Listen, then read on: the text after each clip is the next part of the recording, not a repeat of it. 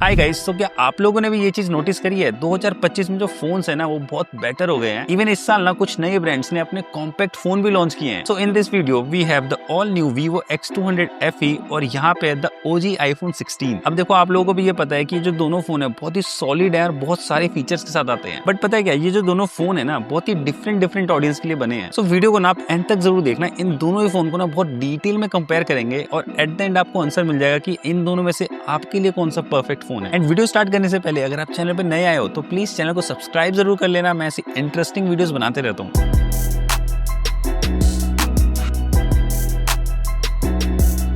तो अगर दोनों फोन के डिजाइन से स्टार्ट करें तो हमें पता चल जाएगा जो Vivo है ना वो काफी ज्यादा इंस्पायर्ड है आईफोन से। इवन दोनों फोन के कैमरा मॉड्यूल्स भी काफी सिमिलर लग रहे हैं। बट अच्छी बात पता है क्या है, दोनों ही काफी लाइट वेट फोन है और इन हैंड फीलिंग ना दोनों की बहुत ही कंफर्टेबल है। बट अगर मैं दोनों फोन की वेट की बात करूं तो जो आईफोन का वेट है ना वो 170 ग्राम के आसपास है और ये Vivo का फोन 186 ग्राम के आसपास का है, क्योंकि इसके अंदर एक बड़ी बैटरी भी मिलती है। और ये दोनों ही फोन मेटल बॉडी के साथ आते हैं। बैक पैनल जो है ग्लास का है। बस Vivo ने थोड़ा यूनिक काम किया है, जो इसके फ्रेम का कलर है और बैक पैनल का कलर है वो बिल्कुल डिफरेंट है, तो एक यूनिक फीलिंग तो आती है इसमें। और अगर इन दोनों की बिल्ड क्वालिटी की बात करूं तो Vivo में हमें शॉर्ट सेंसेशन कोर ग्लास मिलता है और आईफोन के अंदर हमें सिरेमिक शील्ड देखने को मिलती है। बट ये जो आईफोन में सिरेमिक शील्ड है ना ये स्क्रीन को प्रोटेक्ट तो बहुत अच्छे से करता है, बट स्क्रैच बहुत ज्यादा आ जाते हैं यार इस पे। और अगर मैं IP रेटिंग की बात करूं तो आईफोन में IP68 देखने को मिलता है एंड Vivo के अंदर ना हमें IP68 तो मिलता ही है बट IP69 की भी रेटिंग है। तो Vivo काफी हाई प्रेशर वाटर को भी झेल सकता है। और दोनों ही फोन में हमें C टाइप पोर्ट देखने को मिलते हैं 2.0 वाले। Vivo में आप ड्यूअल सिम यूज कर सकते हो। आईफोन में एक ई सिम है और एक सिंगल सिम का सपोर्ट मिलता है। बट आईफोन के अंदर ना हमें दो एक्स्ट्रा बटन मिल जाते हैं, एक एक्शन बटन और एक कैमरा कंट्रोल बटन। अब अगर मैं अपना ओपिनियन बताऊं तो एक्शन बटन तो मेरे को काफी यूजफुल लगता है, बट अपने यूजेस में ना मैंने कैमरा कंट्रोल बटन बहुत ही रेयरली यूज किया है। और ये कैमरा कंट्रोल बटन की ना एक और बात बताता हूँ, ये काफी टाइम पे बहुत इरिटेटिंग हो जाता है। अब देखो अगर मैं आईफोन से वीडियो शूट कर रहा हूँ और इसको ट्राइपॉड पे लगाता हूँ ना तो ये बीच में बार बार बटन आता है। अब दोनों ही फोन के डिस्प्ले डिपार्टमेंट की बात करते हैं। इन दोनों ही फोनों में काफी कॉम्पैक्ट साइज के डिस्प्ले है, बट अगर आप ध्यान से देखोगे ना तो पता चलेगा कि Vivo की जो डिस्प्ले वो स्लाइटली बिगर है आईफोन से। इवन अगर मैं बेजल्स की बात करूँ वो भी Vivo के ज्यादा थिन है एंड Vivo जो है वो 120 हर्ट्ज रिफ्रेश रेट के साथ आता है, बट आईफोन ना 2025 में भी 60 हर्ट्ज के साथ आता है। अब अगर मैं दोनों फोन के डे टू डे यूजर्स की बात करूं तो दोनों ही फोन काफी ज्यादा ब्राइट पैनल्स के साथ आते हैं। इवन आउटडोर यूजिंग में भी दोनों ही फोन बहुत अच्छा परफॉर्म कर रहे थे। इन दोनों फोन्स की जो डिस्प्ले है ना काफी शार्प एंड ब्राइट है। बट अगर आप फोन में कंटेंट कंज्यूम कर रहे हो या गेम्स खेल रहे हो, ओवरऑल ना जो Vivo की डिस्प्ले वो काफी ज्यादा ब्राइटर है। 5000 निट्स का पैनल आता है इसमें। लेकिन अगर कलर एक्यूरेसी की बात करूं तो आईफोन की डिस्प्ले ज्यादा एक्यूरेट है। इवन आईफोन में ना डॉल्बी विजन का भी सपोर्ट है एंड वीडियोस में जो डीप ब्लैक्स वाले एरिया होते हैं ना वो आईफोन में ज्यादा बेटर दिख रहे थे। और आईफोन में ना हमें डायनेमिक आइलैंड देखने को मिलता है एंड Vivo में एक पंच होल कैमरा है। बट सच बताऊं वीडियो देखने के टाइम पे ना आईफोन का जो डायनेमिक आइलैंड है थोड़ा तो इरिटेटिंग लगता है। सो ओवरऑल डिस्प्ले डिपार्टमेंट में ना Vivo थोड़ा आगे निकल जाता है। और परफॉर्मेंस एंड गेमिंग की बात करने से पहले अगर आपको वीडियो में अभी तक मजा आ रहा है तो प्लीज चैनल को सब्सक्राइब जरूर कर दो। अब इन दोनों फोन का जो चिपसेट है ना वो बहुत ही ज्यादा पावरफुल है। तो अगर मैं आईफोन के चिपसेट की बात करूं तो इसमें हमें A18 मिलता है जो कि 3nm पे बेस्ड है और हाँ इसमें 8GB की रैम भी देखने को मिलती है। तो जितना भी हैवी टास्क हो ना ये इजिली परफॉर्म कर जाता है। एंड Vivo की बात करें तो इसमें MediaTek Dimensity 9300 प्लस प्रोसेसर है जो कि 4nm पे बेस्ड है 12GB रैम के साथ एंड ये प्रोसेसर भी काफी ज्यादा फास्ट है। मतलब अगर आपको मल्टीटास्किंग करनी हो या फिर 120 हर्ट्ज में गेम खेलना हो ये प्रोसेसर ना इजीली हैंडल कर लेता है सब कुछ। अब अगर मैं दोनों फोन के Antutu स्कोर्स दिखाऊं तो उसमें Vivo आगे निकल जाता है। बट अगर मैं GPU का बेंचमार्क्स दिखाऊं तो उसमें आईफोन काफी सही परफॉर्म कर रहा है। देखो जो डे टू डे टास्क होते हैं ना उनमें तो ये दोनों ही फोन बहुत सही परफॉर्म कर ही रहे हैं। इवन दोनों फोन में जो रैम मैनेजमेंट है, ये ऐप ओपनिंग की बात करें वहां पे भी दोनों बहुत सही परफॉर्म कर रहे हैं। बट इन दोनों फोन के गेमिंग का बहुत इंटरेस्टिंग डेटा है। अब देखो अगर मैं iPhone 16 की बात करूं तो इसका जो हार्डवेयर एंड सॉफ्टवेयर है ना वो बहुत ज्यादा आपस में ऑप्टिमाइज है और इसलिए ना आप इसमें AAA टाइटल गेम्स भी खेल सकते हो, जो सच में काफी कूल बात है। बट क्योंकि iPhone 16 जो है सिर्फ 60 हर्ट्ज के डिस्प्ले के साथ आता है तो जो नॉर्मल गेम्स होते हैं ना BGMI एंड COD टाइप, उसका परफॉर्मेंस ना आपको Vivo में ज्यादा अच्छा मिलेगा। क्योंकि ऑब्वियसली जो Vivo है ना वो 120 हर्ट्ज डिस्प्ले के साथ आ रहा है। तो आप समझ रहे हो जो आईफोन का चिपसेट है ना वो बहुत ज्यादा केपेबल है, बट इसके 60 हर्ट्ज वाले डिस्प्ले की वजह से ना वो अपने फुल पोटेंशियल पे काम नहीं कर पा रहा। बट हाँ अगर मैं जेंशन इम्पैक्ट की बात करूँ ना वो आईफोन में बहुत स्टेबल चल रहा था। Vivo के फोन में जब मैंने जेंशन इम्पैक्ट ट्राई किया 18-20 मिनट के गेम प्ले के बाद ही जो टेम्परेचर था ना वो 45.5 डिग्री पे चला गया था। ऑल्दो ये फोन ओवरहीट नहीं होता बट इतने डिग्री पे ना बहुत अनकंफर्टेबल था गेमिंग करना। और अगर आप फोन में वीडियो एडिटिंग करते हो तो उसमें आईफोन काफी बेटर है। और अगर कनेक्टिविटी की बात करूं और स्पेशली नेटवर्क्स की तो मैंने ये देखा है आईफोन में ना कहीं कहीं पे थोड़े कम नेटवर्क्स आते हैं as compare to Vivo, but 5G speed दोनों में अच्छी मिलती है। इवन कॉल क्वालिटी भी दोनों की अच्छी है। और अपना वीडियो के सबसे इंटरेस्टिंग पार्ट की बात करते हैं दोनों ही फोन के कैमरा की। एंड मैं इन दोनों ही फोन के कैमरास को टेस्ट करने ना जयपुर गया था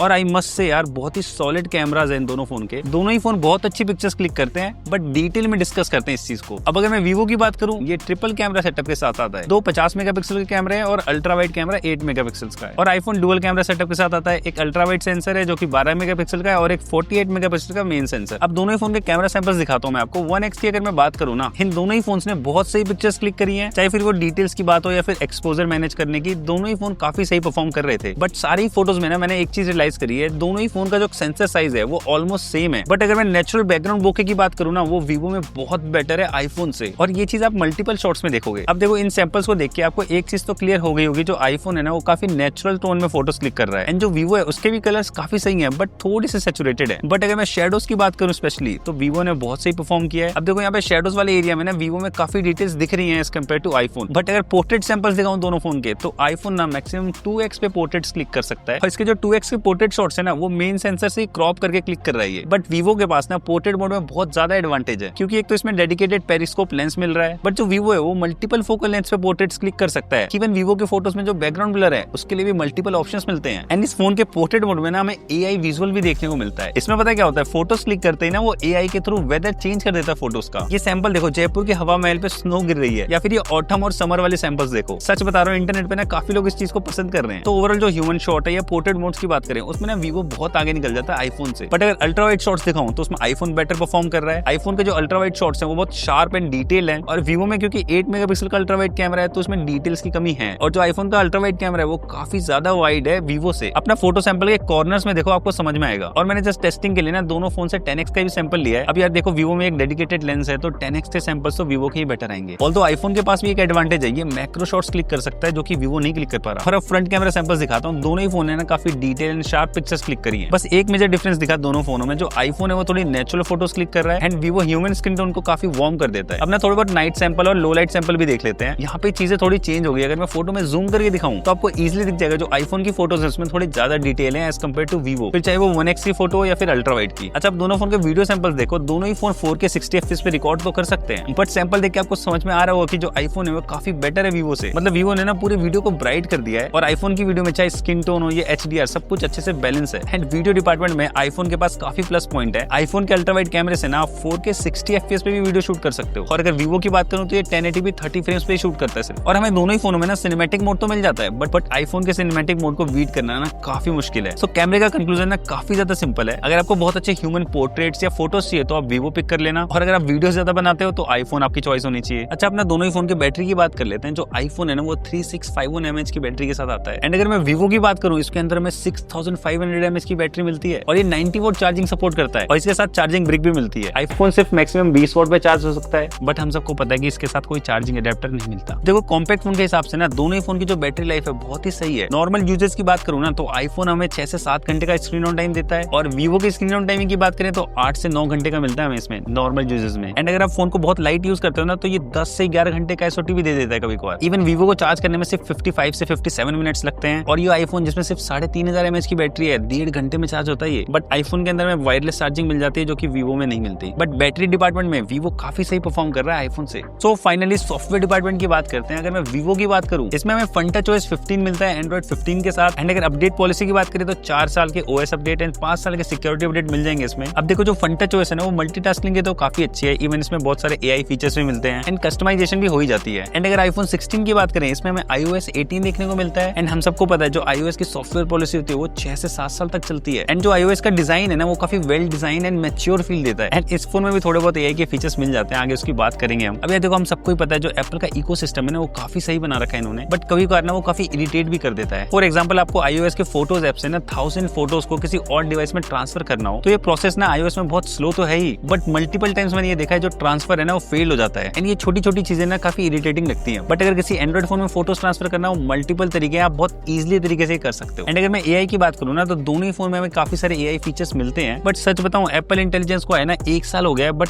अभी भी ना इसमें बहुत सारी इंप्रूवमेंट्स की नीड है। अब देखो, अगर मैं दोनों फोन में ऐप ओपन कर रहा हूँ या फिर यूज कर रहा हूँ फोन को, तो एनिमेशन तो आईफोन की स्मूथ है, बट इस डिस्प्ले की वजह से ना ये सारी चीजें भी थोड़ी स्लो लगती हैं। बट अगर मैं वीवो की बात करूँ, इसमें भी बहुत सारी इंप्रूवमेंट्स की नीड है। इस फोन में हमें प्री इंस्टॉल एप्स देखने को मिल जाते हैं, फोन में काफी सारी जगह ऐप सजेशंस मिलती हैं, इवन कितनी बार ये काफी वल्गर एड्स भी दिखाता है। तो अगर मैं ओवरऑल सॉफ्टवेयर एंड UI की बात करूँ तो जो आईफोन में iOS मिलती है ना वो काफी पॉलिश एंड वेल मैनेज लगती है, एंड वीवो में जो FunTouchOS है ना वो अभी भी बहुत आउटडेटेड लगता है। और अगर मैं दोनों फोन के लॉक स्क्रीन कस्टमाइजेशन की बात करूं, उसमें भी मुझे आईफोन के लॉक स्क्रीन कस्टमाइजेशन काफी सही लगती है। और अगर मैं हैप्टिक्स की बात करूं तो इसमें इजीली आईफोन बहुत आगे है, मतलब पूरे यूआई में ना बहुत ही अच्छे तरीके से हैप्टिक्स को इंटीग्रेट कर रखा है। इवन जो आईफोन में हैप्टिक्स की फीलिंग होती है ना, वो बहुत ही प्रीमियम होती है। सो फाइनली इन दोनों फोन के कंक्लूजन की बात करते हैं। अगर मैं प्राइसिंग की बात करूं ना, तो वीवो तो हमें इजीली 55,000 के आसपास मिल जाता है, इवन ऑफर्स के बाद 50,000 का भी मिल जाता है। एंड आईफोन 16 की बात करें, वो करंटली 70,000 का मिल रहा है, बट बिग बिलियन डेज की सेल्स अनाउंस हो चुकी है और आईफोन की डील रिवील हो गई है। आईफोन 16 52,000 में मिलेगा वहां पे। तो प्राइसिंग को देखते हुए हम ये इजीली कह सकते हैं कि दोनों ही फोन बहुत इंटरेस्टिंग है। बट अगर मैं Vivo X200 FE की बात करूं, इसमें हमें बहुत अच्छी डिस्प्ले मिल रही है, ट्रिपल कैमरा सेटअप मिल जाता है जो काफी अच्छी पिक्चर्स क्लिक कर रहा है। इवन इसकी बैटरी लाइफ भी बहुत सॉलिड है। तो अगर आपको एक बेटर वैल्यू प्रोडक्ट चाहिए तो आप इजीली Vivo X200 FE के साइड जा सकते हो। बट अगर आप फर्स्ट टाइम आईफोन लेने का प्लान कर रहे हो तो मेरे ख्याल से आईफोन 16 एक गुड चॉइस हो सकती है आपके लिए,